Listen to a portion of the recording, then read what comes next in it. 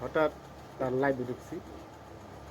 লাইভে ঢুকা আমার একটু কয় ভাই আইসেন, ভালোই হয়েছে। হ্যাঁ, আমার ধন্যবাদ মনোভাব দিল, দেওয়ার পরে হ্যাঁ আসার জন্য আমন্ত্রণ বহুত কিছু বলছে। বলার পরে আমি বললাম যে দাদা আপনি কেমন আছেন? কয় তুমি ভালো লোক না। কমা আমি আবার কি করলাম? কয় তুমি একটা খুব খারাপ লোক, বাজে লোক। আরে দাদা আমি কি করলাম সেটা আগে বলেন তো, তারপরে না আপনার সাথে আমার কথা হবে। হ্যাঁ, যদি ভালো না লাগে তাহলে তুমি আমার আনফলো করতে পারো। আচ্ছা ঠিক আছে, আনফলো করুন, যদি আপনি বইলা দেন তাহলে তো আমার করতে হবে, তাই না?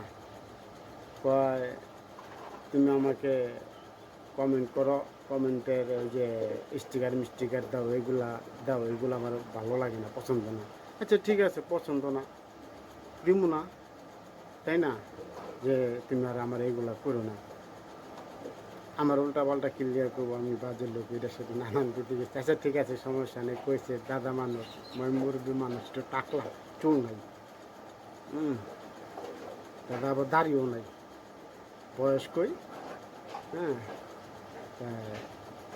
ভাল লাগছে দেখে আমি তারা লাইক কমেন্ট দিছি, কিন্তু আমি তারে ফলো দিছি, হ্যাঁ আমার ফলো ব্যাক দেয় না, তারপর আমি তারা লাইক কমেন্ট করি, শেয়ার করি।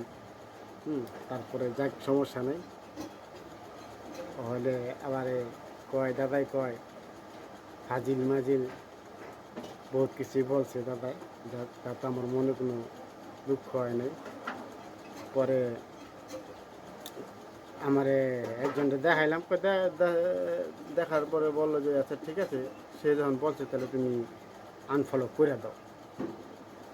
ঠিক আছে, পরে তারা আমি আনফলো করে দিছি। কিন্তু আমার দুঃখ একটাই, আমি কেন ফাজিল হইতে যাবো? কমেন্টও করলাম, আবার ফাজিলও হইলাম, করার নাই তো। ফেসবুক প্ল্যাটফর্ম এমন একটা জিনিস, হ্যাঁ আমি আগে হয়তো বা বুঝতাম না, আমি কিন্তু নতুন, ঠিক আছে? স্টিকার দিলে যে কি হয় তাও আমি জানি না। যদি জানতাম তাহলে কি আর আমি স্টিকার দিতাম? স্টিকার দেওয়াটা যদি আমার ভুল হয় তাহলে আমাকে সবাই ক্ষমা করে দিবেন। আমি ক্ষমা চেয়ে নিয়েছি। मैं आऊँगा, एक दिन मैं आऊँगा, फिर दिखाऊँगा।